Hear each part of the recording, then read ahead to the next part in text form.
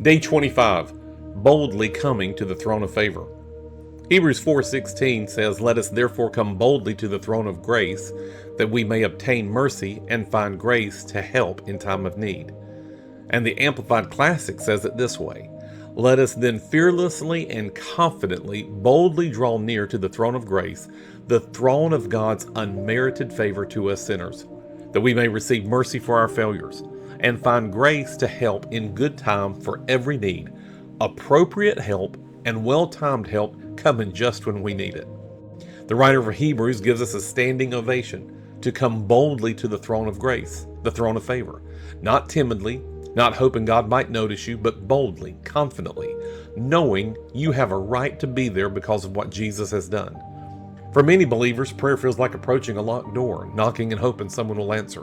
But according to Hebrews 4:16, the door is already open. The throne room is not a place of rejection, it's a place of welcome. This verse also tells us what we find when we come: mercy and grace in our time of need. The word grace is the same word for favor. We could read it this way: "Come boldly to the throne of favor, that we may obtain mercy and find favor to help in a time of need." That means if you need a healing, you can boldly come and ask for it.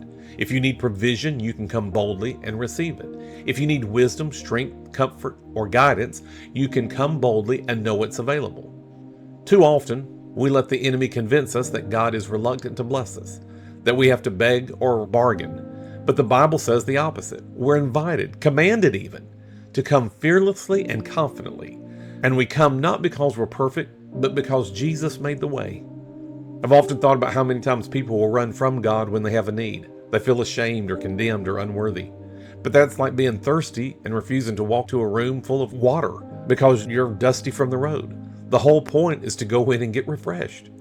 The Amplified Classic says this grace is appropriate help and well-timed help coming just when we need it. God is never late. He's never early either, it seems, but He's always right on time. That means you may not see the answer when you want it, but when it comes, it will be exactly what you need, exactly when you need it. The key is to keep coming to the throne, not once, not occasionally, but continuously. Every time a need arises, every time a challenge shows up, every time the enemy tries to intimidate you, run to the throne of favor. Run to the one who loves you and has already provided for you. The throne of favor is where mountains move, where needs are met, and where peace floods your heart. It's the safest, most powerful place you can ever be. And here's the thing: when you leave that throne room, leave with expectation. Expect favor to work. Expect doors to open. Expect solutions to appear. You didn't just go through a religious ritual, you had an audience with the King of Kings. I challenge you today: make approaching the throne of favor your first response, not your last resort. Too many times we try everything else and then say, well, I guess all we can do now is pray. Prayer should be our starting point because it connects us directly to the source of every good thing. Make this confession with me.